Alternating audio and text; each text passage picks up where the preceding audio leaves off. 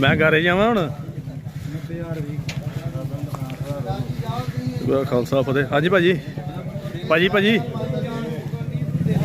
वाहिगुरू जी का खालसा वाहिगुरू जी फतेह। इस वे खड़े हैं जी बटाला रेलवे स्टेशन के उत्ते, जिथे इस वे एक यूरिया खाद का जिहड़ा रैक वो बिल्कुल लग चुका वा। सो ਜਿਹੜੇ भी किसान भी लंबे समय तो ਜਿਹੜੇ यूरिया की घाट कारण घरों 'ਚ बैठे आ, जे किसी ने लेनी है तो इस वे बिल्कुल जिहड़ा वा स्टेशन पर पहुँचे तो समय सिर पहुँचे, उन्हें बाद में जाके भी मिली नहीं खाद। धन्यवाद।